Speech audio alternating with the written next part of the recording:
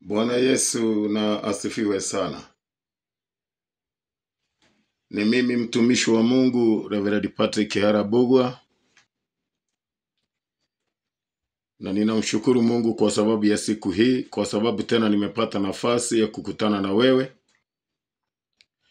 Na kama vile nimekuwa nikisema ni ya kwamba ni vizuri tukutane katika YouTube. Ukienda YouTube unaweza kusearch Reverend Patrick Harabugwa, na katika YouTube ya Reverend Patrick Harabugwa tunaweza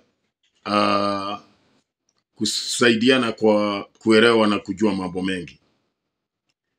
Ningependa tu kuongea kuhusu ile roho ya tamaa.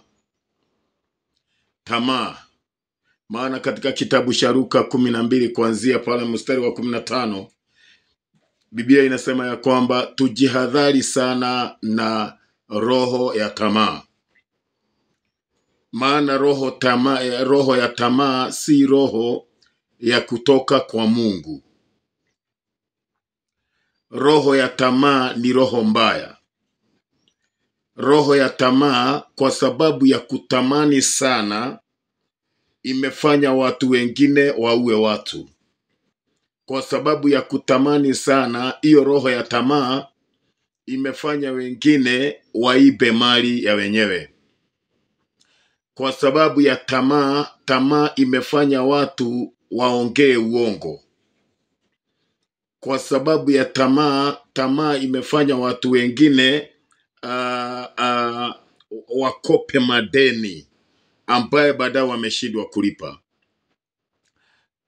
Kwa sababu ya tamaa imefanya wengine waonee wengine wevu kwa sababu ya kutamani. Ni vizuri tujihadhari na roho ya tamaa. Kuna huyu mtu mfalme wa Israeli ambaye alikuwa anaitwa Ahab na mke wake Jezebel. Kwa sababu ya kutamani shamba la Naboth, walimalizia kuua yeye kwa sababu ya tamaa. Kuna huyu mtu ambaye anaitwa Saul. Wakati Mungu alipomwambia aende akaangamize Waamaleki na mfalme wao na vitu vyao, kwa sababu ya tamaa, ni katika kitabu cha Samueli wa kwanza 15 kuanzia mstari wa 9, utaona Saulu kwa sababu ya tamaa hakutii Mungu. Tamaa ishindwe in Jesus.